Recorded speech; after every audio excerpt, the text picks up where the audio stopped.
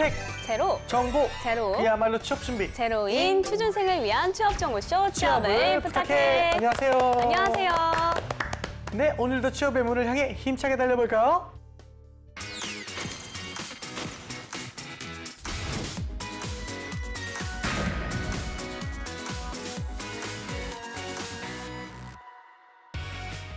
당신의 인생을 바꿔줄 기적의 자기소개서 비결 Doing Yourself DIY 자기소개서. 안녕하세요. 안녕하세요. 네, 취업 컨설턴트 강민혁 멘토님 모셨습니다. 어서 오세요. 네, 안녕하십니까. 취업 컨설턴트 강민혁입니다.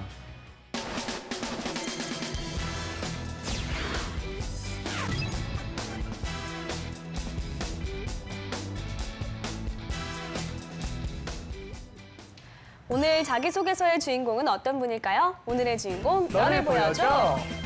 나왔습니다. 네, 나왔습니다. 현대모비스 구매직 지원자인데요. 일단은 국내 대표적인 자동차 부품 회사 중에 하나입니다. 네. 선생님, 간략한 회사 설명 좀 부탁드릴게요. 네, 간략하게 드리겠습니다. 네. 너무나 잘 알고 있는 기업이기 때문에 그렇죠. 자동차의 3대 핵심 모듈이라고 할 수 있는 샤시와 칵핏 그리고 프론트 엔드를 만드는 모듈을 만드는 현대자동차 그룹의 이제 그렇죠. 자동차 부품 회사라고 보시면 될 것 같고요. 네. 매출이 4조일까요? 40조일까요? 40조. 사줘요. 네, 40조입니다. 와. 네, 매출이 40조고 대단하다, 진짜. 임직원 수가 거의 10,000명에 이르는 이제 우리는 이게 B2C 소비자 기업이 네. 친숙한 기업이 아니다 보니까 잘 모를 수 있는데 그만큼 규모가 큰 회사라고 보시면 될 것 같습니다. 그렇죠. 주변 친구들도 굉장히 여기 가려면 여기 이제 꿈의 기업이더라고요. 현대모비스. 네. 그리고 현대모비스의 경우에는 최근 글로벌 인재 육성에 중점을 두고 있다고 하는데요. 구체적인 인재상부터 좀 알려주시죠. 네, 현대차 그룹의 그 인재상과 이제 유사하다고 볼 수 있겠는데요. 이 도전적인 추진력과 그리고 인재 존중, 그리고 소통과 협력을 특히 중요시 여깁니다. 그리고 이제 고객 만족과 그리고 글로벌 경쟁력을 강화하는 이런 6가지 부분을 좀 중점적으로 보고 있습니다. 네, 알겠습니다. 오늘 주인공이 지원하는 분야는 이제 구매직이에요, 구매직. 근데 네. 구체적으로 어떤 일을 하고 또 어떤 자질이 좀 필요한가는 잘 모르겠습니다. 네. 뭘 구매하는 거죠? 구매직. 네, 맞습니다. 어떻게 보면 그냥 뭘 구매하나 보다라고 느껴질 수 있는데요. 이 자동차 부품 구매는 일반적인 구매와는 조금 차이가 그렇죠. 있습니다. 그건 엄청난 왜냐하면 거겠네요. 현대모비스 같은 경우에는 자동차 완성체 업체라고 할 수 있는 현대자동차라든지 기타 네. 글로벌 제조사와 함께 이제 제작 단계에서부터 어떤 부품이 필요하다는 것을 완성차 업계와 긴밀한 소통을 통해서 그 부품을 새롭게 만들어야 되거든요. 그러다 보니까 이 1000개가 넘는 협력사와 소통을 해야 되고 그리고 협상을 해야 되다 보니까 그와 관련된 커뮤니케이션 역량이나 설득력 등도 굉장히 중요한 역량으로 보여지고 있고요. 아무래도 이 관련된 부서와 많은 일을 하기 때문에 이 협력에 대한 부분도 굉장히 강조해야 하는 그런 자질로 보여집니다. 네, 알겠습니다. 그렇다면 오늘의 주인공이 관련 직무에 얼마나 적합한 인재인지 프로필부터 살펴보도록 하겠습니다. 네. 남성분이시고요. 취미와 특기가 야구 관람과 스타크래프트라고 하네요. 스타크래프트. 네, 근데 개인적으로 약간 취미도 전략적으로 쓰면 좋을 것 같은 게 네. 농구 관람을 쓰면 어떤 거? 농구 관람. 네, 현대모비스가 농구단을 운영하고 그쵸, 있잖아요. 그쵸. 좀 더 할 얘기가 많아지지 않을까. 근데 또 야구랑 농구는 거짓말 아닙니까? 그 정도면? 어느 정도 이제 아, 그 그렇죠. 면접관과의 코드를 맞추는 거죠. 아, 그렇죠. 제가 농구를 좋아한다 이렇게. 알겠습니다. 너무 자기적인가요? 아니요, 그래서 야구랑 개인적인 농구 생각입니다. 관람을 말하는 거는 거짓말 같아가지고. 네, 알겠습니다. 예, 예. 전공은 기계 시스템 공학과고요. 학점은 3.95점, 전공 평점은 3.84점입니다. 오, 굉장히 높은 높아요. 거죠. 예.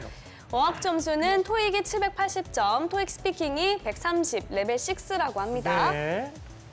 자격증으로는요, 한국직무능력평가시험 코앱에서 B등급을 얻었고요. 경력은 이마트에서 5개월간 매장 관리 및 고객 응대, 그리고 파브리라는 음식점에서 10개월간 서빙 및 매장 관리를 했다고 합니다.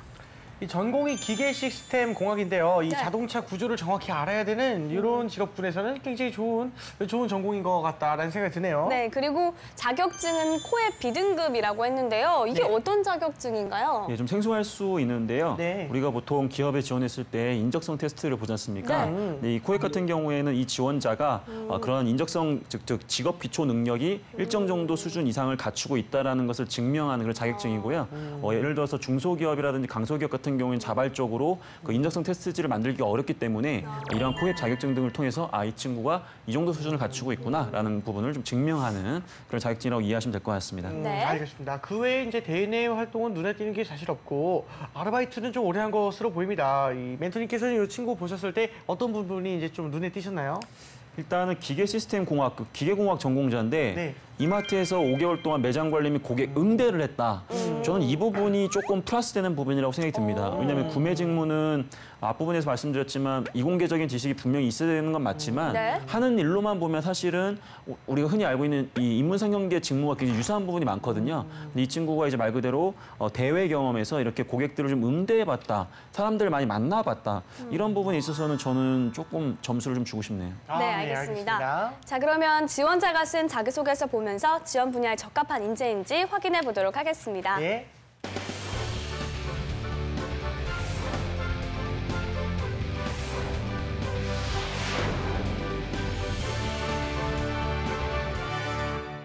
현대모비스 구매직 지원자의 자기소개서 먼저 첫 번째 항목부터 살펴보겠습니다. 네. 본인의 지원 직무를 어떻게 이해하고 있는지 구체적으로 기술하고 해당 분야에 본인이 적합하다고 판단할 수 있는 근거를 구체적인 사례 및 경험을 바탕으로 기재해 주십시오. 네, 직무에 대한 이해를 좀 묻고 있습니다. 네. 먼저 주인공의 소제목을 좀 살펴볼게요. 네. 대안 제시를 통해 상대방을 설득하라. 1. 부품에 대한 기술 이해. 2. 적정 거래를 위한 협상 능력. 네. 네, 소제목을 또다시 세부 항목으로 구분을 해서 이야기를 하고 있는데요. 네. 소제목 어떻게 평가하시나요? 매우 훌륭합니다. 예. 매우 훌륭 처음 들었어요. 처음 예. 들어봤습니다. 예, 예. 소제목이 좀 긴 거는 맞는데 네. 호기심을 유발한다든지 아니면 명확성이 들어가야 되는데 이 부분은 굉장히 명확하게 이 친구가 지금 이 질문을 굉장히 잘 이해하고 있다. 직무에 대해서도 이해도가 높다라는 걸 굉장히 기대하게 만드는 소제목이에요. 그래서 과연 이 내용에 맞게끔 글만 썼다면 굉장히 좋은 소제목이라고 말씀드리고 싶습니다. 와우, 네, 대단한데요. 일단 뭐 굉장히 기대가 됩니다. 네. 어떤 내용을 담고 있는지 제가 한번 읽어보도록 하겠습니다. 네. 대안 제시를 통해 상대방을 설득하라. 제가 생각하는 구매 업무의 핵심 역량은 크게 두 가지로 나누어 볼 수 있습니다. 첫 번째, 부품에 대한 기술 이해. 현재 자동차 업계 부품 시장은 급속도로 변하고 있고 이 전자식 제어를 넘어서 스마트 제어로 넘어가고 있습니다. 새로운 부품 개발이 지속해서 이루어지고 있는 만큼 변화하는 기술력에 초점을 맞춰야 합니다. 두 번째, 적정 거래를 위한 협상 능력. 전반적인 상황에 대한 이해를 빠르게 하고 협상 과정에서 생길 수 있는 리스크를 분석하고 협력업체와 우리 회사 간의 타협점을 맞춰 나가는 능력이 요구됩니다. 그리고 여기서 가장 중요한 것은 적정 거래를 위한 협상 능력이라고 생각합니다. 기술의 이해를 하고 있는 상태에서도 협상 능력이 없으면 거래가 원활하게 이루어지지 않을 수 있기 때문입니다. 저는 모임을 주관하는 과정에서 대안을 제시해주면서 타협점을 찾는 법을 배웠습니다. 평소에 사람들을 만나는 것을 좋아했습니다. 그래서 고향 친구들 모임, 같이 공부했던 사람들의 모임, 대학교 선후배 모임 등등 다양한 모임을 주관하였습니다. 하지만 일정이 안 맞아서 모임에 참석을 못할 것 같다는 사람들도 많았습니다. 저는 그래서 참여율을 증가시키는 목적을 가지고 다음과 같이 행동했습니다. 첫째, 그들이 모임에서 하고 싶어하는 것들을 조사하였습니다. 음주 여부, 그들이 먹고 싶어하는 음식과 심지어 그들이 만나기 싫은 사람까지 조사하면서 개개인이 모임에서 어떤 것을 하고 싶어하는지 알게 되었습니다. 둘째, 먼저 나서서 대안을 제시했습니다. 모임 당일에 약속이 있는 사람에게는 약속이 끝나고서라도 오라고 제안을 했고 술을 못 마시는 사람이 있으면 탄산음료를 먹어보라고 제안했습니다. 모임을 주관하면서 대안을 제시한 저의 경험은 구매 업무를 진행하면서 먼저 다가가는 적극성과 문제 해결을 위한 대안 제시를 통해 협력 업체와의 거래를 원활하게 이루어줄 수 있다고 자부합니다. 네, 직무에 대한 이해도도 들어가야 되고 이제 경험이나 사례도 들어가야 되고 그러다 보니까 조금은 이것저것 나열한 게 아닌가라는 생각이 드는데 어서저야 내용은 어떠십니까? 매우 훌륭했던 소제목에 비해서 내용은? 제가 생각하기에는 예. 굉장히 뭐랄까 논리력이 굉장히 뛰어난 친구라고 보여져요. 디테일한 부분은 이제 많이 고쳐야 되는데 네. 이 친구는 일단은 부품에 대한 기술 이해와 적정 거래를 위한 협상 능력이라는 중요한 키워드를 잡았고요. 네. 다만 이 친구가 부품에 대한 기술 이해가 자신이 없다 보니까 그 자기의 논리를 적정 거래를 위한 협상 능력이 있어서만큼 내가 적합하다라는 이제 강점으로 밀어붙였거든요. 예, 근데 이 논리는 저는 나빠 보이진 않아요. 우리 신입 지원자에게. 네. 근데 어느 정도에 대한 부품에 대한 기술 이해도 나는 준비되어 있다라는 부분이 생략된 부분은 좀 상대적으로 좀 아쉬운 부분이고요. 그리고 두 번째로 이 말 그대로 이 모임을 주관하는 과정에서 타협점을 찾는 법을 배웠다고 했는데 네.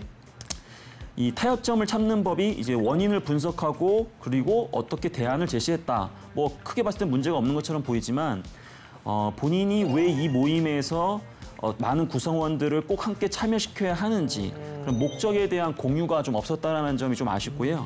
그리고 대안 역시 좀 너무 단순하게만 나와 있다라는 부분, 이 글자 수 대비해서 네. 그런 부분에 있어서는 좀 더 상세하게 어떻게 대안을 제시해서 어느 정도로 더 끌어올렸다라는 결과가 더 구체적으로 나와줘야 될 것 같습니다.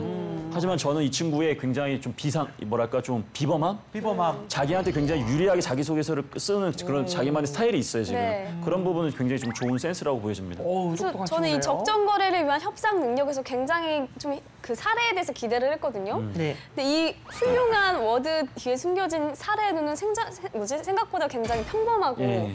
누구나 할 수 있을 그쵸, 그게 좀 아쉽다라는 법한 내용을 거죠. 썼다는 게 약간은 아쉬운 생각이 들었어요. 그렇군요. 근데 전체 내용을 좀 읽고 나니까 소제목을 좀 걸맞게 써야 하는 생각이 드는데 어떻게 생각이 맞습니다. 드세요? 그러니까 왜 이게 소제목이 좀 헷갈리냐면 사실 소제목은 여기서는 하나예요. 대안 네. 제시를 통해 상대방을 설득하라. 근데 글자 수가 굉장히 많기 때문에 단락을 첫 번째 어떤 역량이 필요하다 하나, 두 번째 소제목에다가 나는 어떤 역량이 준비되어 있다. 이런 식으로 나눠서 앞부분에서는 이 구매 직무에 필요한 게 무엇이고 뒷부분에서는 내가 왜 적합하다는 게 무엇이고 그런 식으로 소제목을 나눴으면 더 논리적이지 않았을까라는 생각이 좀 드네요. 네, 알겠습니다. 다음 항목의 질문 살펴보겠습니다.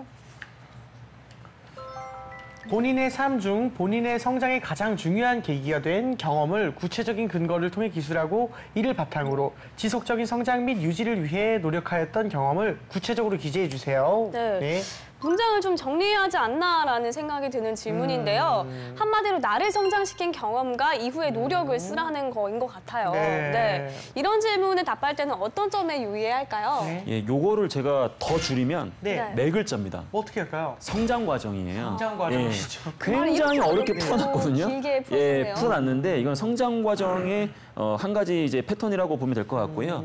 이런 부분을 쓸 때는 너무 좋은 점만 쓰려고 하면 안 돼요. 그러니까 예를 들어서 나 어렸을 때부터 굉장히 뛰어났고 나 어렸을 때부터 정직의 화신이었기 때문에 뭐 지금도 정직치 않고 지킨다 이런 것보다도 네네. 나는 사실 어렸을 때부터 되게 좀 그런 부분 미흡했고 굉장히 좀 부끄러운 내 과거 과감하게 드러내시고 네. 그때 부끄러운 이후에 내가 이렇게 되기 위해 노력을 많이 했다. 네네. 이렇게 쓰는 게 굉장히 진실성이 있어 보이기 때문에 너무 지나치게 좋은 점만을 쓰려기보다도 네. 실패나 부족한 점을 언급하고 그 이후에 보완되는 모습을 보여주시는 게 훨씬 좋은 방법입니다. 알겠습니다. 자, 그럼 주인공은 어떤 내용을 쓰고 있는지 소제목부터 한번 살펴보겠습니다. 네. 해본 적 없는 일에 재미를 느끼다. 구체적으로 어떤 경험을 쓰고 있는지 사실 짐작이 가지 않는데요. 네. 소제목 어떻게 보시나요? 매우 좋지 않습니다. 매우 좋지 않다고요. 기복이 있는 이제 질문이에요. 앞부분에 비교해서 봤을 때는 매우 좋지 않다. 앞부분이 예. 너무 제가 이제 좋은 모습을 봤는데 네. 이 부분 같은 경우에는 이제 말 그대로 네. 뭘 강조하려는지 모르겠어요. 해본 적 없는 일에 재미를 느끼다. 근데 보통 전혀 임팩트도 없고 예. 이게 당연한 말이에요. 예. 예. 그러니까 해본 적이 없으니까 당연히 재미를 느낄 수밖에 없지라는 생각이 나는 것 같은데 일단은 주인공이 어떤 내용을 적었는지 제가 한번 읽어보겠습니다. 네. 해본 적 없는 일에 재미를 느끼다. 차량 정비병으로 복무하면서 정비 업무 외에 제가 추가로 했던 업무는 수리 부속품 관리, 비용 관리 업무, 견적서 작성 업무가 있었습니다. 처음 하는 일이었는데 장부를 작성하고 품목 리스트를 만드는 과정에서 흥미를 느끼게 되었습니다. 해보지 않은 일을 하면서 느낀 재미는 저에게 즐거움을 제공했고 작은 변화에서 오는 실행의 결과로 이어지게 됐습니다. 처음에는 자연 실수가 잦고 빠진 정보도 있었지만 좀 더 편하게 일을 할 수는 없을까라는 고민을 많이 해봤습니다. 그래서 기존에는 이름 순으로 정리하던 부속 품목을 큰 덩어리로 정리해 보았습니다. 엔진 부품, 조향 부품, 기타 소모품, 필터 부품 등으로 세분화를 시켜서 금액을 정리해 보니 부품 가격에 차이가 생기는 이유도 알게 되어 흥미를 느끼며 능동적인 업무를 진행했습니다. 능동적으로 활동하기 시작하면서 제가 느낀 점은 좋아하는 일은 거창하거나 대단한 일이 아니었던 것입니다. 의도하지 않은 상황, 몰랐던 상황에서도 내가 좋아하는 일을 찾을 수 있었고 그런 일을 통해 내가 몰랐던 부분에 대해 알아가는 즐거움을 느끼게 되었습니다. 이러한 즐거움은 계속 이어져 부품에 관하여 공부를 할 때도 찾는 즐거움, 정리하는 즐거움이 생겼고 꼼꼼하게 대상을 분석하고 정리하는 연습이 자연스레 이루어졌습니다. 내가 모르는 재미를 느끼는 즐거움은 거창하고 대단하지 않을 수 있습니다. 사소한 것으로부터 시작하기 때문이기도 합니다. 하지만 이것을 통해 알게 된 것은 좋아하는 일을 하고 그 과정에서 내가 몰랐던 장점을 발견합니다. 재미에서 오는 즐거움을 바탕으로 지속적인 실행으로 이루어졌기 때문에 내가 좋아하는 일을 한다는 즐거움은 제가 성장하는 데 중요한 요인으로 작용했습니다. 네, 이 차량 정비병으로 군 생활을 했던 경험에 대해서 쓰고 있는데요. 네. 전반적으로 어떻게 평가를 하시나요? 원래 군대 경험 쓰지 말아라 이렇게 얘기를 많이 하는데 그렇죠. 이 친구 같은 경우에는 아무래도 지원 회사 직무와 어느 정도 연관이 있다 보니까 이 소재를 썼거든요. 저는 이 친구가 굉장히 좋은 소재를 갖고 있다 생각이 들고요. 네. 그리고 이공계 학생스럽지 않게 그 소재에서 의미 부여를 굉장히 잘해요. 근데 문제는 점점 감성파리로 진화가 되고 있어요. 감성파리. 예. 감성 발휘하고 지금 보면 단락이 4단락이 나왔거든요. 세 번째 단락까지는 굉장히 좋아요. 근데 네 번째 단락에서 또 한 번 세 번째 단락과 마찬가지의 감성을 지금 넣고 있고 이 문제에서는 말 그대로 어떻게 또 성장하고 있느냐 말 그대로 그렇게 나와야 돼. 그 부분을 좀 충족시키기 위해서는 이렇게 느꼈기 때문에 그 이후에 새로운 일을 할 때마다 나는 어떤 식으로 이런 습관을 갖게 되었다. 그 사례가 나와줘야 되는데 너무 지나치게 이 부분만을 갖고 계속 글을 썼다라는 게 그렇죠. 이 많은 글자 수를 지금 쓰는 부분에 있어서는 저는 굉장히 좀 마이너스로 생각이 듭니다.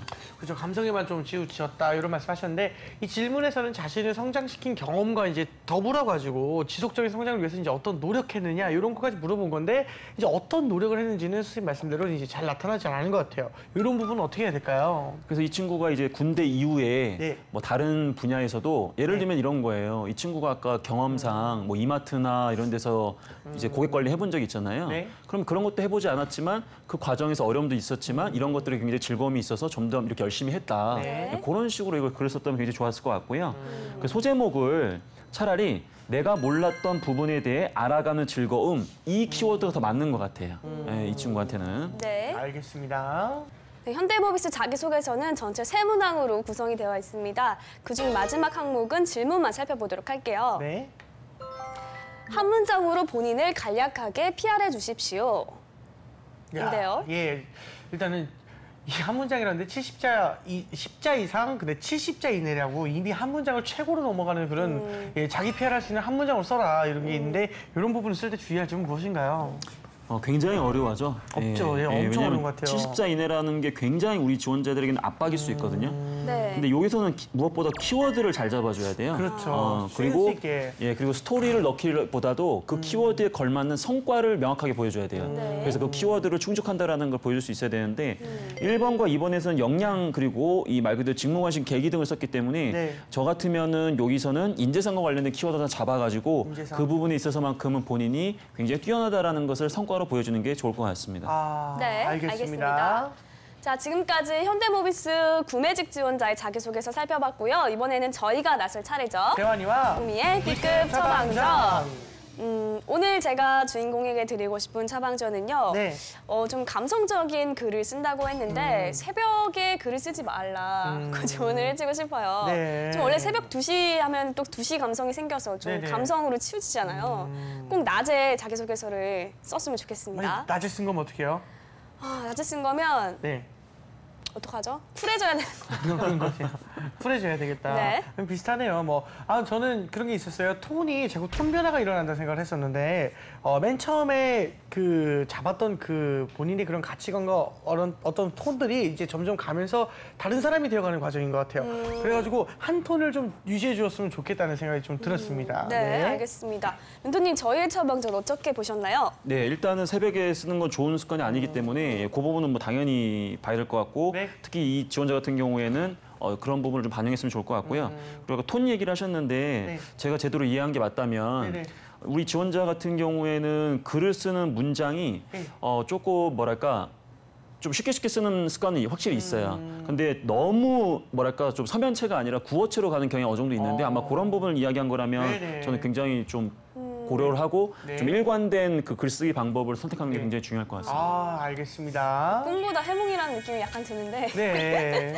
알겠습니다. 네. 이렇게 해서 멘토의 특급 처방전과 MC들의 지극히 주관적인 처방전까지 전해드렸습니다. 예.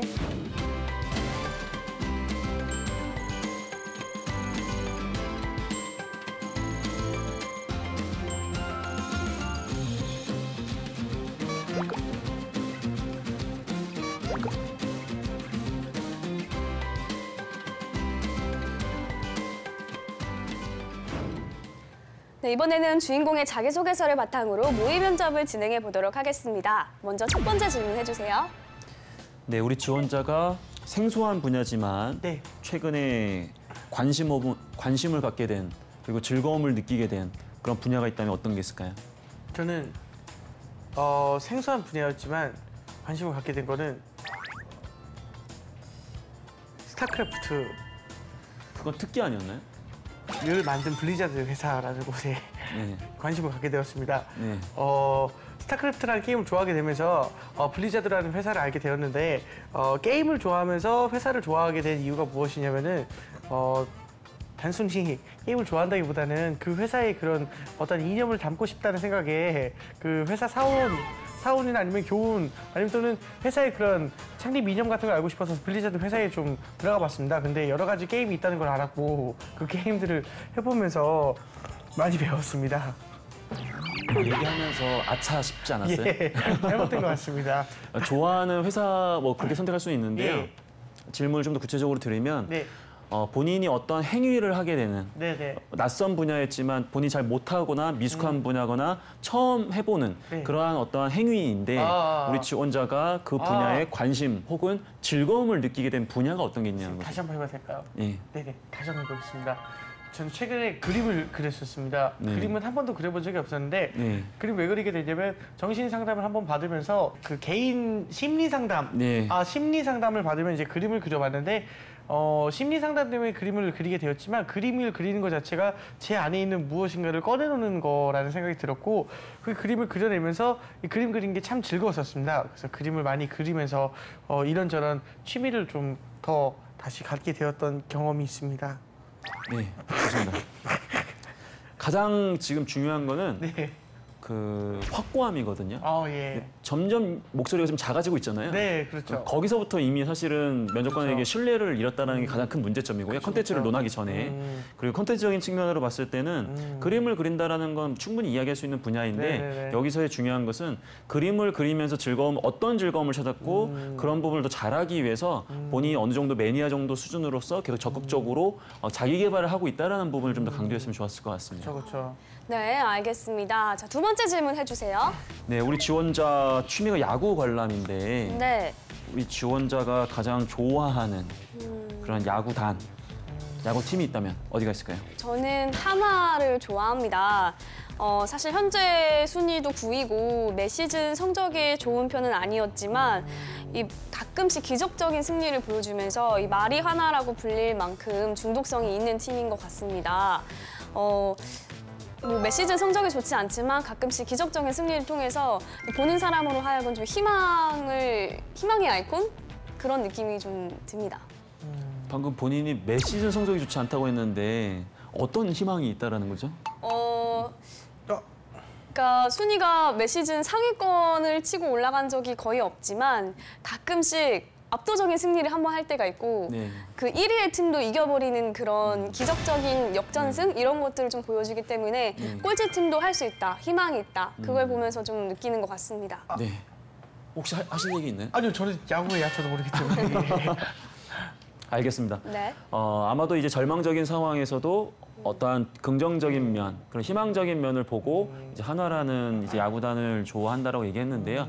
어떻게 보면 야구 관람에 대한 부분은 굉장히 사적인 질문일 수는 있지만 때로는 야구팀 같은 경우에는 사실은 CEO들 중에 야구팀과 비교해서 그런 조직력이라든지 리더십을 강조하시는 분이 굉장히 많거든요. 그러다 보니까 혹시 본인이 생각하는 그런 조직관이나 그런 리더십이 좀 유사한지 혹은 본인이 또 강조하고자 하는 그런 부분이 있는지에 대해서 점검하기 위해서 질문을 드렸는데요. 제 답변으로는 알 수가 없네요. 네, 그래서 뭔가 지금 마이너스 되는 답변은 아니었지만 뭔가 플러스 되는 답변도 아니었다라는 부분. 그 부분은 좀 아쉬웠던 것 같아요. 네. 선생님, 질문 하나만 더 주시면 안 될까요? 많이 할 수 있는. 많이 할 수 있는 질문이요? 네네네, 네, 아무거나. 알겠습니다. 그럼 현대모비스라는 기업이 예. 죄송합니다. 기업 얘기가 나오면 자신이 없어 하는 것 같아가지고 모두 괜찮을 것 같습니다. 네. 저희 회사는 소통을 굉장히 중요시 합니다. 오, 예. 네. 소통의 가장 큰 단점이 뭐라고 생각하세요? 오. 어렵다. 소통의 가장 큰 단점이 무엇이냐면 이거는 정말 자신 있게 말할 수 있지만 사람이 객관적일 수가 없어진다는 것.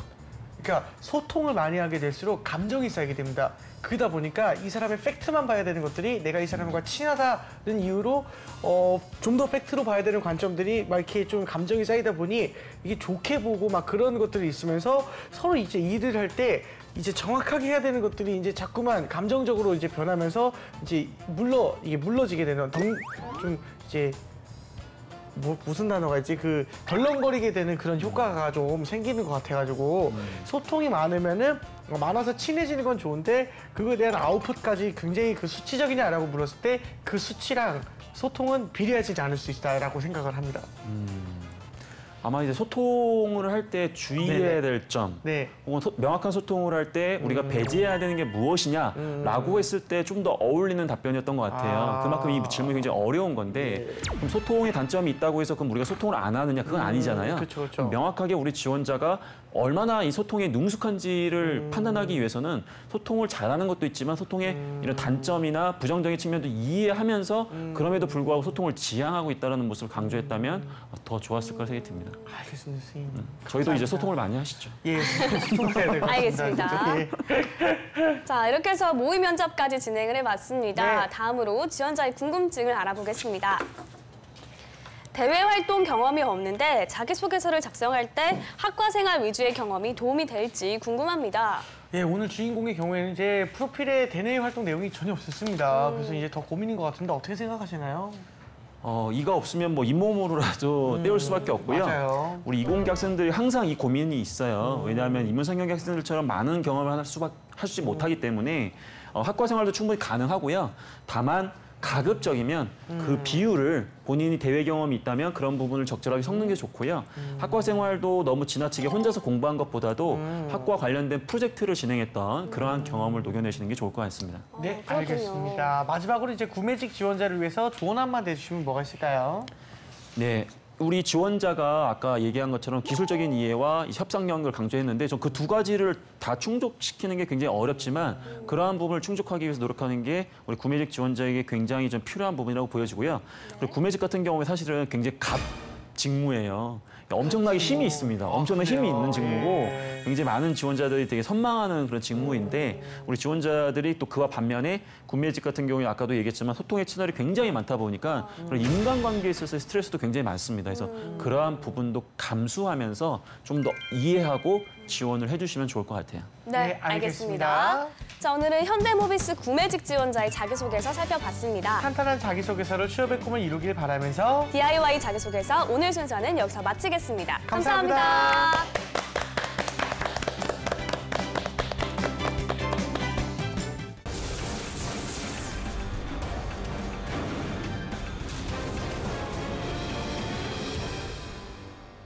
본격 취준생 토론 배틀쇼! 취준생들이 알고 싶어하는 진짜 이야기를 들려드립니다. 취업에 관한 고정관념과 편견 완전히 깨드리겠습니다. 진다!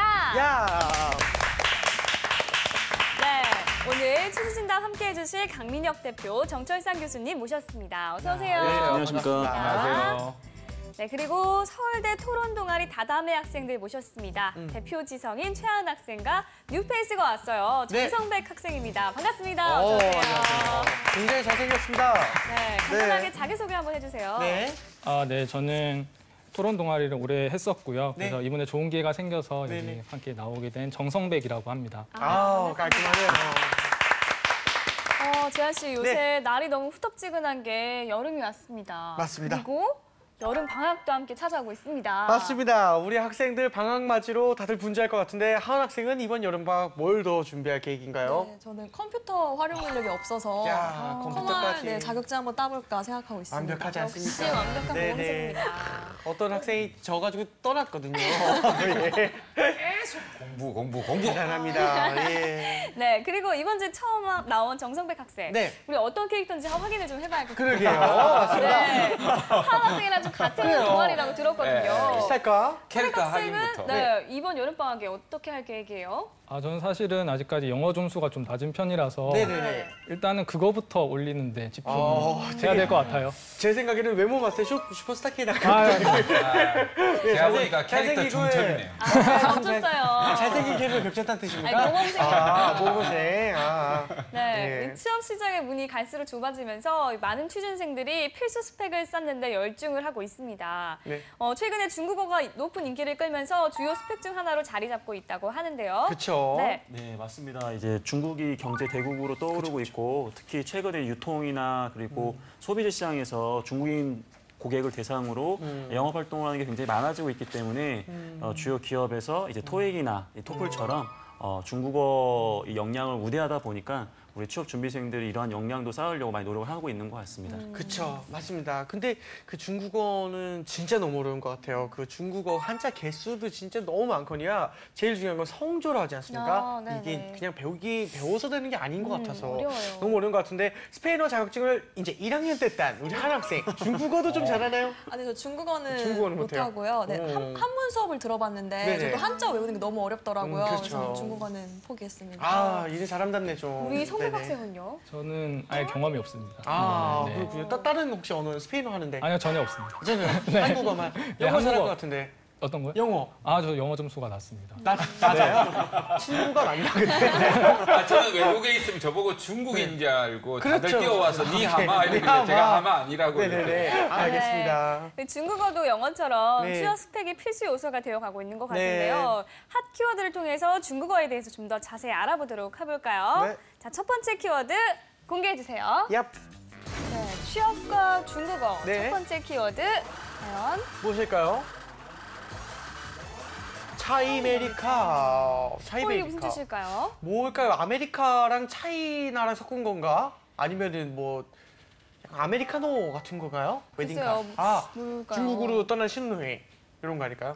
네네. 네, 바로 물어보도록 하겠습니다. 네네. 첫 번째 키워드 준비한 우리 정성백 학생. 카멜레온인가? 무슨 뜻인가요? 네, 아까 얘기가 나오긴 했는데 네네. 차이나와 아메리카의 합성어가 맞아요. 아. 이제 세계 경제를 주도하고 있는 미국과 중국의 관계를 말하는 건데요. 사실 이 관계의 특징이라고 한다면 상호 경쟁적인 동시에 또 상호 그리고 협조를 하고 보완도 한다는 건데 아. 예를 들어서 사실은 중국의 수출품을 가장 많이 사줬던 나라가 전통적으로 미국이거든요. 그러니까 중국의 경제 성장을 미국이 어느 정도 많이 도와줬다는 뜻이에요. 근데 중국 역시 여기서 번 돈을 그냥 놀리지 않고 미국 국채를 많이 사줬어요. 그래서 미국 경기 활성화를 해주면서 서로 도왔었는데 이렇게 잘 뭐 친하게 지내다가 중국이 성장을 많이 하게 되니까 이제 미국과 어쩔 수 없이 경쟁을 하게 된 그런 상황을 보고 이제 차이메리카다라고 많이 말을 합니다. 그렇군요. 맞습니다. 일단 그 제주도에 중국인들이 산 땅이 그렇게 많다고는 저도 들었어요. 그리고 또 예전엔 중국 제품 같은 거는 메이드 인 차이나 보면은 웬만하면 안 쓰지 않습니까? 근데 요즘에는 샤오미 보조 배터리 맞아요. 이런 아주 다 특가의 있잖아요. 그렇죠. 그런 뭔가 가격대 성능비를 딱 장악한 그런 상품들이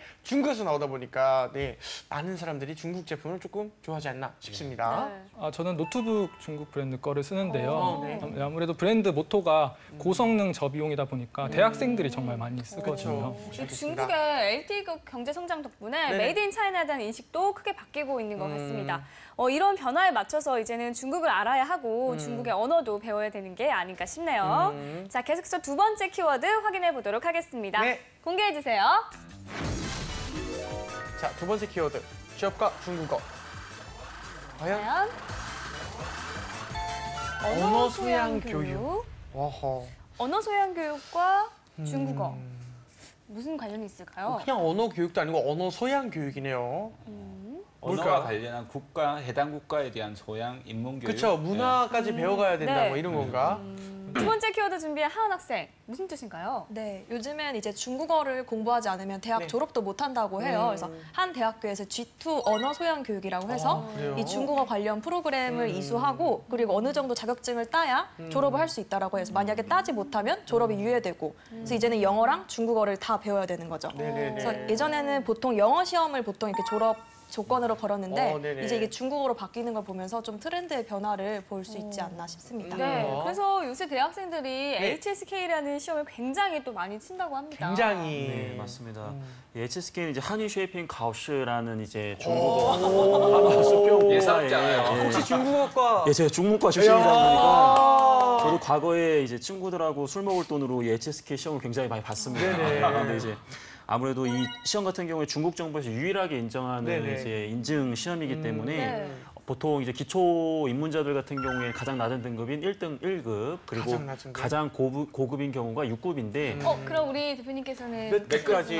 제가 사실은 이 6급이 전에는 1단계부터 11단계까지 있었거든요. 네네네. 제가 그때는 10급을 나왔었어요. 그럼 엄청 고급이네, 엄청 예, 대단하다 진짜. 참고로 말씀을 드리면 네네. 당시에도 이제 이 SSK 같은 경우에는 네네. 우리나라 이제 한국어 능력 시험도 제가 직접 시험을 보면 네네. 최고 점수를 못 받는다고 하더라고요. 아. 문법적인 게 많기 때문에. 그분들께서도 예, 그러니까 이제 HSK 같은 경우에도 보통 대학생들은 뭐 5급 정도를 취득하는 걸로 알고 있어요. 중국 대학생이. 네. 이제 공부를 하면 또 나오겠지만. 중국 근데 대학생이 5급. 예. 근데 지금 한국 유학생들 같은 경우에는 나름 또 시험에 굉장히 좀 특화돼서 준비를 많이 하다 보면 아무래도 6급까지 취득하는 지원자들도 최근에 굉장히 많아지고 있고요. 이런 HSK는 기업에서 굉장히 가산점을 많이 주고 있기 때문에 특히 승진이라든지 이런 취업이라든지 이제 그런 부분으로 인해서 우리 취업 준비생들이 좀 준비해야 하는 자격증 중에 하나가 아닌가 그런 생각이 들면서 갑자기 어깨가 네. 조금 이렇게 올라가는 여태까지 우리가 이렇게 강민호 대표님이 이런 반응이 없었거든요. 예, 굉장히 멋있었습니다. 예, 진짜로. 네, 맞습니다. 매력적이네요. 예. 근데 HSK의 경우에는 대학에서도 혜택이 좀 있다고 들었거든요. 있습니까? 네, 요즘에는 이제 HSK를 따면은 장학금을 주거나 또 네. 어학연수를 갈 수 있는 혜택을 주는 대학교가 늘고 있다고 합니다. 네. 또 그리고 일부 대학을 편입할 때나 또 중국 대학에 편입할 때도 HSK가 유용하게 쓰인다고 하네요. 그렇군요. 다들 공부 열심히 해서 혜택을 꼭 받으시길 바랍니다. 자, 그러면 마지막으로 세 번째 키워드 확인해 볼까요? 네. 취업과 중국어 세 번째 키워드 과연 이게 뭐지? 만 79. 가격인가? 1079. 뭘까요? 무슨 뜻일까요? 돈류인가? 아니면 한 해에 가는 유학생 수인가? 책값. 뭘까요? 책값. 네, 궁금한데요. 네. 세 번째 키워드 준비하신 강민혁 네. 대표님. 무슨 뜻일까요? 네. 일단 우리 대학생들 용돈이나 뭐 경험을 쌓기 위해서 아르바이트를 굉장히 많이 하고 계실 거예요. 네. 근데 이제 보통 시급이 6,000원대 정도 되는데 이 중국어를 배우면 이거에 비해서 시급이 1.5배나 더 많이 이제 늘어난다고 합니다. 그래서 중국어를 가장 많이 써먹을 수 있는 요즘에 명동이라든지 강남역 같은 데 화장품 매장에 가면 뭐 네. 중국어를 이렇게 막 소개하시고 하시는 분들 있잖아요. 그런 부분에 있어서 굉장히 수요가 좀 많은데 네. 이 알바몬이나 조사에 따르면 네. 이 외식이나 식음료 업종에서 일하는 중국어 하는 한 시간에 평균 1,079원의 돈을 받는다고 합니다. 엄청나네요. 이게 약간 좀 사이드긴 한데 저희 네. 어머니께서 네. 제주도에서 이제 매장을 하세요. 네. 저희 어머니가 이제 그런 얘기를 저한테 하거든요. 아, 네네네. 요즘에 제주도에서는 네네네. 중국어만 할 줄 알면 네네네. 할머니들도 데리고 간다. 오. 뭐 이런 말이 있을 정도로 어머니가 예. 최저시급 받습니까? 그런 건 아닌데 그러진 않고요. 그만큼 이제 중국어를 하게 되면 네. 알바를 할 때도 굉장히 고임금을 받는다. 할머니도 그런 통계 내용인 것 같습니다. 네. 알겠습니다. 갑자기 중국어를 배우겠다는 생각이 굉장히 많이 같이 듭니다. 배워요. 예, 그러게요. 어학연수 취업 가산점 이런 거에는 말할 때는 좀 안 땡겼는데 돈과 연관이 되니까 바로 생각이 좀 바뀌네요. 근데 중요한 건 이런 자리, 일할 자리가 좀 아르바이트 자리가 많나요? 네, 알바몬 자료에 의하면은 중국어 가능자를 우대하는 그런 일자리가 최근 5년 사이에 11배가 넘게 증가했다고 11배. 하거든요. 네, 전체 일자리에 비하면 사실은 굉장히 빠른 성장률입니다. 한류 바람 영향이 확실히 있는 것 같아요. 네. 그래서 2012년에는 일본어를 써야 되는 알바 비율이 29.5%였는데 이게 올해는 17.3%로 줄었고요. 네. 반면에 중국어 알바가 2012년에 17.9%에서 올해 34.2%로 2배 가까이 늘었다고 해요. 네, 지금까지 중국어에 대한 핫키워드 알아봤는데요. 이제 본격적으로 토론 배틀 시작해 보도록 하겠습니다. 오로지 취준생의 취준생에 의한 취준생을 위한 취중 진담 오늘의 주제 공개합니다.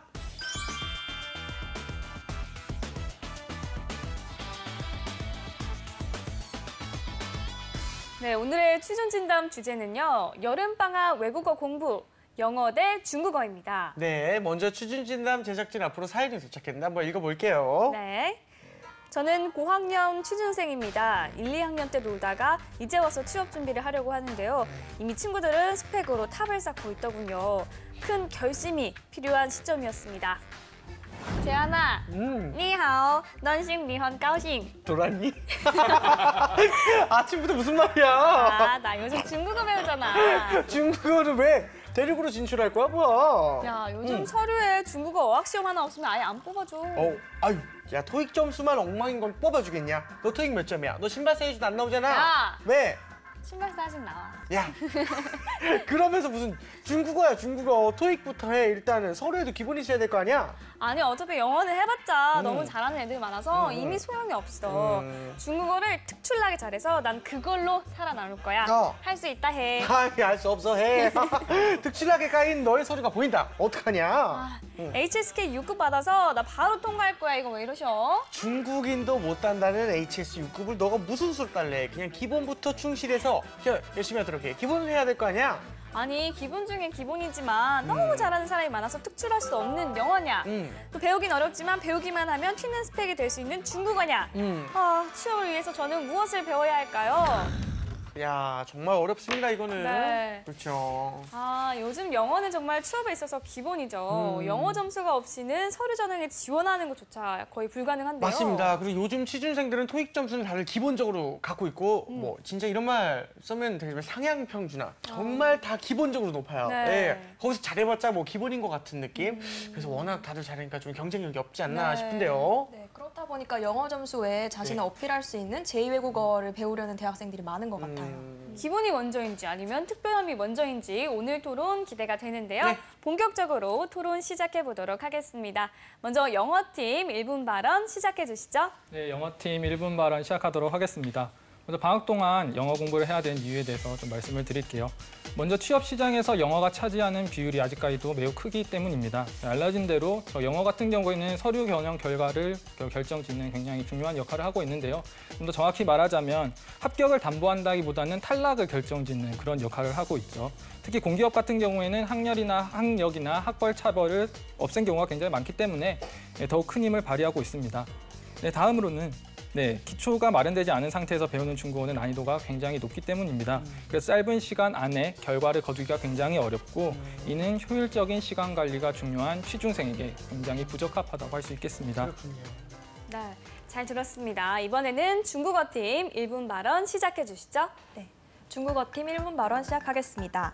오바마 미국 대통령의 딸, 그리고 러시아 푸틴 대통령의 딸, 그리고 페이스북 창업자 저커버그의 공통점이 뭔지 아시나요?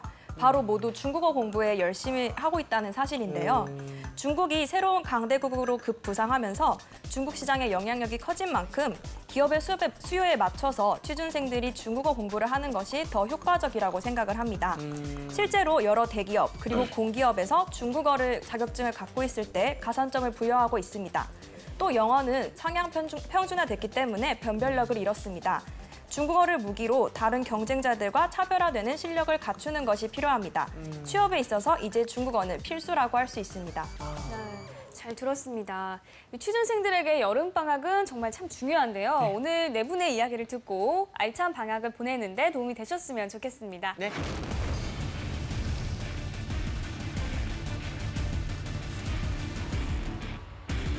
자, 그럼 본격적으로 의견 들어보도록 하겠습니다.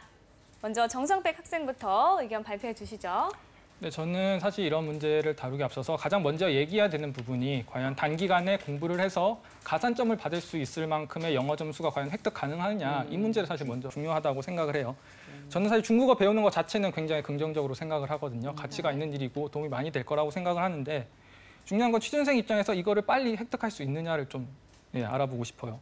학원 광고에서는 보통 HSK 5급, 기업이 가산점을 주는 보통 기준인데 이거를 따기 위한 반으로 보통 6개월 완성반을 많이 제시를 하는데 이 자체도 굉장히 길지만 사실 우리가 학원의 광고를 모두 믿을 수는 없잖아요. 토익 광고 같은 것도 사실은 뭐 단기 완성반이라고 되어 있는데 단기에 완성해서 나가는 사람은 별로 없어서 저도 좀 알아보려고 중국어 학습 커뮤니티에 글을 한번 올려봤어요. 제가 취준생인데 과연 이거를 6개월 정도 만에 완성할 수 있겠느냐라고 글을 올렸더니 굉장히 부정적인 댓글이 많이 달리더라고요. 중국어는 그렇게 만만하지 않다. 그러면 현실적으로 어느 정도 시간이 필요한 건가요? 네, 달린 댓글로는 밥만 먹고 중국어만 공부하면은 6개월에 6개월에 한번 도전해 봐라. 보통 한 1년 정도는 정말 열심히 한다고 생각해야지 네, 도전해 볼 만하다고 하더라고요. 그래서 중국어에 대한 기본이 없다면 사실 굉장히 장기로 봐야 되고 시작해야 되는 공부 같습니다. 일단 이 부분에 있어서 네, 정확하게 말씀해 주시죠. 말씀을 좀 네. 드리면 방금 이야기한 내용이 정확하게 맞아요. 그래요? 기초가 없는 상태에서 짧은 시간에 뭐 아까 이제 5급 이상이 이제 기업에서 우대를 해준다고 했는데 뭐 제 기준으로 봤을 때는 보통 4급부터는 그래도 어느 정도 가산점을 주는 걸로 이제 생각을 하고는 있거든요. 근데 4급이나 5급이나 굉장히 취득하기 어려운 건 사실입니다. 보통 중문과 학생들이 좀 평균적인 점수로 봤을 때 그래도 놀지 않으면 그래도 5급 정도로 졸업할 때 따거든요. 근데 이 부분에서 저희가 생각을 해봐야 되는 것은 영어는 사실은 저희가 초등학교 때부터 저희가 국민학교라는 말 많이 나왔는데 초등학교 때부터 뭐 이렇게 하고 지금까지 거의 뭐 10몇 년을 했단 말이죠. 네. 그런데도 불구하고 영어를 잘 못해요. 과연 이게 시간의 문제이냐. 제가 수없이 중국어를 공부하는 많은 사람을 봤는데 오히려 중국어는 처음부터 내가 못하는 거기 때문에 부끄럽지가 않다라는 거죠. 근데 영어는 못하면 부끄러워요. 근데 언어를 배울 때 이러한 부분은 굉장히 중요한 부분을 생각을 좀 하고 6개월이라는 시간을 집중도 있게 공부한다면 뭐 4급이나 5급이라는 자격증 취득은 결코 어려운 목표라고 보여지진 않습니다. 그렇군요. 그리고 첨언을 하자면 이게 중국어를 배우는 게 이제는 거스를 수 없는 추세인 것 같아요. 물론 네. 배우기 조금 어렵겠지만 네. 이제 국내에서 중국어를 배우기 시작한 사람이 2013년에 이미 140만 명을 넘었다고 해요. 네. 그리고 HSK를 준비하는 사람들도 매년 늘고 있고요. 그런데 반면에 토익 응시자 같은 경우에는 2년 연속 감소하고 있다고 해요. 이런 식으로 뭔가 취업 시장에서 더욱더 중국어의 영향력이 커지니까 그만큼 이런 변화도 나타나지 않나 싶습니다. 실제로도 이제 기업 현장에서도 제일 외국어를 가장 크게 치거든요. 왜냐하면 전문성을 갖춘 부분에서 높은 평가를 줄 수밖에 없기 때문에 특정한 언어 하나를 잘하는 게 중요하지 모호한 언어를 조금 한다라고 해서 그 가산점이 주어지기는 상당한 재능이 없는 이상 힘들거든요. 영어 같은 경우에는 사실 세계 공용어고 그러한 특징 때문에 영어권 국가에서 가지는 특징이 다른 나라 말을 잘 배우려고 하지 않아요. 그럴 뭐 필요가 별로 없기 때문에. 그러나 중국 같은 경우는 약간 다른 상황이거든요. 왜냐하면 지금 경제 강국이기는 하지만 어쨌든 후발주자로 시작을 했었고 그러한 과정에서 영어를 굉장히 많이 알아야 됐기 때문에 지금 젊은 층이나 혹은 산업 현장에 있는 사람들은 영어에 굉장히 능통하다고 합니다. 그래서 중국 기업과 상대를 할 때도 영어를 통해서도 충분히 소통이 가능하다고 하고요. 그래서 저는 좀 더 어린 친구들이나 아니면 대학교 1, 2학년 친구들이 만약에 이런 얘기를 한다면은 중국어를 꼭 배우는 게 좋을 것 같다라고 얘기를 해주고 있어요. 저도 지금도. 물론 영어도 잘 못하고 중국어도 잘 못하지만 그렇게 얘기는 해주고 있는데 지금 막상 취업이 바로 앞에 닥친 취준생의 입장에서는 굳이 이것까지 생각하면서 취업을 준비하는 거는 사실 조금 어렵지 않나 현실적인 문제가 있다고 생각을 합니다. 좀 더 저는 또 이제 또 장기적 관점에서 말씀을 드리면 저희가 이제 10년, 20년 뒤에 어떻게 보면 중국이 어떻게 될지 모르잖아요. 네. 예를 들어서. 네. 근데 우리가 이런 이야기가 있어요. 젊었을 때 1년 한 운동은 네. 나중에 40대, 50대 되면 그 10년이 간다. 뭐 이런 얘기가 있거든요. 예를 들어서 지금 짧게 2개월, 3개월 정도 중국어를 공부하면 언어적 실력은 크게 늘진 않습니다. 하지만 나중에 10년, 20년 뒤에 내가 만약에 어떤 중요한 자리에서 중국과 관련된 비즈니스를 할 때 과거에 그래도 2, 3개월 정도 중국어를 공부한 그 느낌으로도 중국에 대한 좀 더 열린 마음과 좀 더 적응하는 데 있어서 분명히 도움이 될 수도 있을 것 같다는 생각이 들거든요. 그래서 저는 좀 더 좀 장기적 관점에서 계속 말씀을 좀 드리는 것 같습니다. 그렇군요. 그리고 이 중국 시장의 영향력이 커지는 걸 정말 무시할 수 없는 것 같아요. 네. 우리나라 기업에 특히 중국 진출이 매우 늘어나고 있거든요. 네. 그럼 중국에선 당연히 중국어를 할 줄 아는 인재가 필요하겠죠. 실제 한국수출입은행 자료를 살펴보면 네. 88년부터 작년까지 중국에 진출한 신규 법인 수가 24,789개나 된다고 해요. 그리고 이게 점점 늘어가는 추세고요. 그렇기 때문에 중국어를 미리 공부해 둔다면 지금 혹은 나중에도 어떠한 중국과의 사업이 있을 때 네. 훨씬 더 자신이 역량을 발휘할 수 있지 않을까요? 그렇군요. 승진 시험에서 영어 시험 다 보거든요. 그래서 어떤 형태로든 영어를 또 봐야 되고 외국어 아까 2개월, 3개월, 6개월 이렇게 하면 좋다는데 제가 배운 외국어 한 6개월씩 배운 게 중국어, 일본어, 독일어 다 했는데 죄송합니다.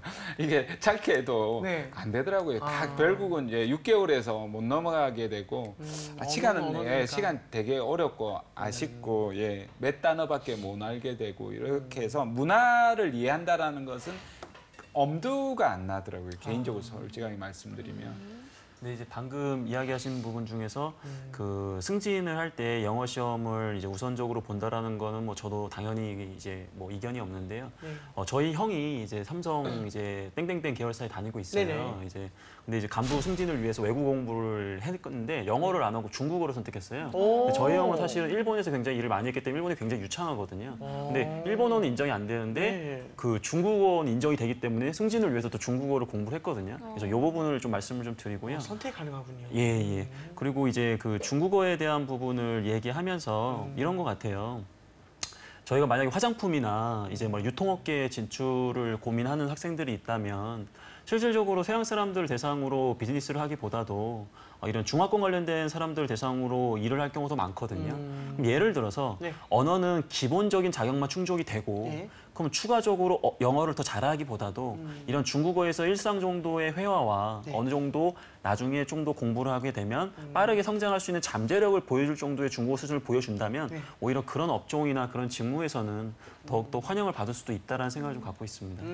아, 그렇군요. 그리고 취업 준비생이 영어로 자신을 어필하기는 굉장히 어렵잖아요. 영어는 워낙 잘하는 사람들이 많으니까 많으니까요. 뭔가 저희가 영어를 잘해요라 했을 땐 정말 원어민처럼 해야 되는데 네. 중국어 같은 경우는 그 정도 수준이 아니어도 충분히 기업에게 어필을 할 수 있거든요. 그리고 실제 국내 기업 요즘 사례를 살펴보면 가산점을 주는 곳이 굉장히 많아요. 삼성 같은 경우도 입사 시험 점수의 3에서 5% 가산점을 주고 있고요. 많이. 또 넥슨 같은 경우도 중국 모바일 시장을 공략하고 있어서 이런 인력 수요가 늘고 있다고 해요. 또 CJ 같은 경우도 한류를 발판으로 이렇게 중국 진출을 노리고 있기 때문에 이런 중국 전문가에 대한 수요가 굉장히 높고요. 또 신의 직장이라 불리는 대표적인 공기업, 인천국제공항공사, 한국관광공사 등에서도 중국어 할 줄 아는 학생들에게 가산점을 주고 있다고 해요. 이런 뭔가 현실적인 것을 봐도 영어보다는 중국어에 조금 더 투자를 해서 어필을 하는 게 더 효과적이지 않을까 생각이 듭니다. 근데 하은 씨가 말씀하신 경우 같은 경우에는 일단은 영어 같은 기본기가 마련된 상태에서 이제 중국어를 해서 차별성을 높이자라는 이야기잖아요. 근데 사실 그렇게 된다면 뭐 중국어는 배우는 것도 괜찮은데 사실 그렇지 못한 경우가 굉장히 많잖아요. 네. 그런 부분들이 문제가 되는 거고요. 그래서 지금 우리가 서로 중국어의 장점, 영어를 배웠을 때의 장점을 계속 얘기를 하고 있는데 뭐 둘 다 장점이 있으니까 그런 식으로는 사실 얘기가 좁혀지지는 않을 것 같고 좀 더 본질적인 측면에서 이 두 가지를 선택해야 되는 순간이 온다면 과연 어떤 거를 선택해야 되는지를 좀 얘기를 해봐야 될 것 같아요. 그런 의미에서 하은 씨한테 물어보고 싶은 것은 둘 다 점수가 완전하지는 않은 상태에서 과연 중국어를 위해서 새로운 도전을 과감하게 할 수 있겠느냐라는 질문을 한번 드려보고 싶어요. 네, 거짓말 탑니다. 저는 충분히 중국어가 도전할 가치가 있다라고 생각을 해요. 특히 이 주제를 준비하면서 찾아보니까 정말 중국어 능통자라는 단어가 들어간 그런 채용 공고나 또 인턴이나 또 심지어 알바 자리 같은 경우도 네. 중국어를 할 줄 알았을 때 내가 선택할 수 있는 영역이 정말 넓어지더라고요. 우리 정성백 학생이 얘기해 네. 주는 부분을 보면서 항상 여기 와서 느끼는 거지만 네. 학생들한테 많이 배우거든요. 오. 본질적으로 문제를 딱 짚었던 것 같아요. 저는 이 정성백 학생이. 네네. 그래서 이 언어의 장단점에 대한 부분은 사실은 이미 뭐 우리 시청자분들께서도 굉장히 잘 이해하고 있을 거라 생각이 좀 들고요. 취준생 관점에서 아까 우리 한 학생한테 질문을 좀 줬는데 근데 지금까지 준비해가지고 영어에 대한 기본기를 못 갖췄다. 네네네. 저는 앞으로 공부한다고 해서 그 영어 부분에서 그 학생이 기본기를 갖출 거라고 저는 생각하진 않거든요. 네네. 예, 그러면 그 친구는 길을 다르게 가야 된다고 저는 생각을 해요.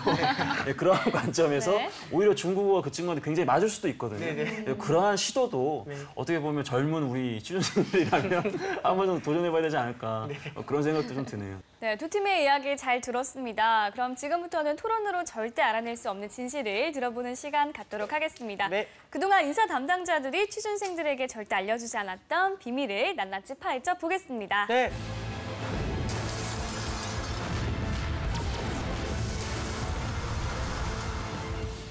그 외국어는 스펙으로 직결되는 항목이기 때문에 취준생들이 굉장히 집중을 하고 있어요. 네, 그렇죠. 네. 네, 한치의 거짓도 용납하지 않겠습니다. 진실말을 말해주세요. 아셨죠? 네, 알겠습니다. 자, 아쉽지만- 그럼 먼저 네. 한 학생 질문해 주세요. 네, 정철상 교수님께 질문 드리겠습니다. 토익 만점 지원자와 HSK 6급 지원자가 있다면 나는 HSK 6급 지원자에게 흔들릴 것이다. 안 흔들려? 안 흔들린다. 절대. 흔들리지 않을 것이다. 네네네. 과연? 6급 지원자인데 중국어에 굉장히 능통한데 중국어 뭔지도 몰라. 하긴 중국어 뭔지도 몰라가 거짓말이니까.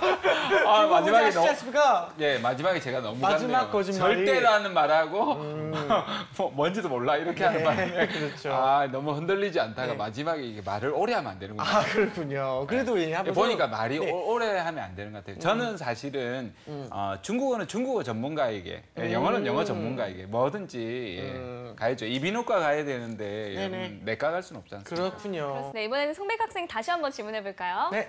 네, 중국 시장과 관련 없는 직종이라면 중국어는 필요 없다. 그래도 나중에 관련 있을 수 있기 때문에 필요 있을 수 있다.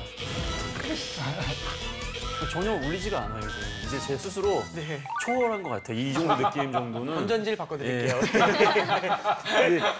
당장 우리 취업준비생들 관점에서 네네. 중국 시장 관련이 없으면 중국어는 필요 없을 수는 있는데 언젠가 그 회사가 네. 중국에서 사업을 할 수도 있기 때문에 그래도 지금 좀 해두면 네. 도움이 좀 될 것 같습니다. 알겠습니다. 알겠습니다. 자, 네. 그러면 마지막으로 하은 학생 다시 한번 질문해 주세요. 네, 다시 질문 드리겠습니다. 영어를 전공하신 교수님으로서 요즘 영어가 하락세라는 걸 느낀다. 안 느껴. 하락세다. 영어 하락세가 아니다. 영어가 대세야. 영어는 대세다. 오! 진실로 나왔습니다. 사실은 정말 제가 영어로 이제 4년 동안 외국계 회사에서 일을 했었는데요. 네. 전 세계 사람들이 다 통용이 되더라고요. 비즈니스 하는데 그건- 80% 이상 통용이 되니까 그건 그렇죠. 예, 상당한 부분에서는 영어가 여전히 대세다. 네, 여름방학에 하면 좋을 외국어 공부에 대해서 이야기 나눠봤습니다. 자, 마지막으로 최후 발언 해주시죠. 네, 최후 발언하도록 하겠습니다. 네. 저희 다양한 이야기들을 통해서 사실 중국어랑 영어가 가진 가치에 대해서 얘기를 했는데요. 이 문제의 사실 본질적인 측면이라고 한다면 영어로 대표되는 뭔가 기본기, 그리고 중국어로 대표되는 뭔가 특별한 뭔가를 뭘 선택할지가 사실은 가장 중요한 문제였던 것 같아요. 네. 물론 다른 사람들이 가지고 있지 않은 중국어를 가지고 있을 때 그 특별함은 충분히 장점이 될 수 있다고 생각합니다. 그 부분에 대해서 부인하진 않은데 이 특별함이 빛을 발하기 위한 전제 조건은 다른 능력도 다 가진 상태여야 한다는 거거든요. 다시 말해서 중국어만 잘하면 절대 안 되고 중국어도 잘해야 장점이 될 수 있다 이런 얘기입니다. 그렇기 때문에 영어 점수가 완성이 되지 않았다면 앞으로 남은 여름방학 동안 조금 더 노력해서 영어 점수를 완성시키는 데 집중하는 게 효율적일 것 같습니다. 네. 네, 잘 들었습니다. 이번에는 중국어 팀 최후 발언 해주시죠. 네, 중국어 팀 최후 발언 시작하겠습니다. 2027년이 되면 중국이 미국을 제치고 세계 1위의 경제 대국이 될 것이다. 바로 골드만삭스가 예측한 것인데요. 세계적인 CEO 자녀들도 중국어를 열심히 공부하고 있다는 소식도 들려오고 있습니다. 특히나 중국과 인접한 우리나라에서는 중국 시장의 영향력을 무시할 수 없습니다. 국내 기업의 중국 진출이 활발해지면서 중국어를 할 수 있는 인재에 대한 수요가 점점 늘어나고 있습니다. 또 당장의 취업을 위해서는 물론 훗날의 승진이나 이직을 위해서도 중국어 실력은 필수라고 생각을 합니다. 또 영어 성적이 인플레이션으로 변별력을 잃고 있는 지금 여름방학에 빡세게 중국어를 하는 것이 더욱더 효과적이라고 생각합니다. 네, 빡세게. 집중해서. 배운 학생 입에서. 그러게요. 예. 기자를 하고 싶다면서. 약간 저는 그런 생각이 들었습니다. 능력만 되면 영어, 중국어 다 잘하면 좋겠다. 근데 영어의 장점, 중국의 장점 뭐 다 뚜렷해서 두 개 다 하면 참 좋지 않겠습니까? 그렇지만 이렇게 말하면 취준생들에게 굉장한 물매를 맞을 것 같아서. 두 개 다 하면 참 좋겠지만 그렇죠. 쉽지가 않습니다. 맞습니다. 모쪼록 오늘 토론에 나온 주장들 잘 듣고 참고를 하셔서 네. 이번 여름방학 영어든 중국어든 둘 중에 하나는 완벽하게 해내셨으면 좋겠습니다. 네. 지금까지 취준진담 함께했습니다. 오늘 자리해주셔서 고맙습니다. 감사합니다. 감사합니다. 감사합니다. 수고하셨습니다.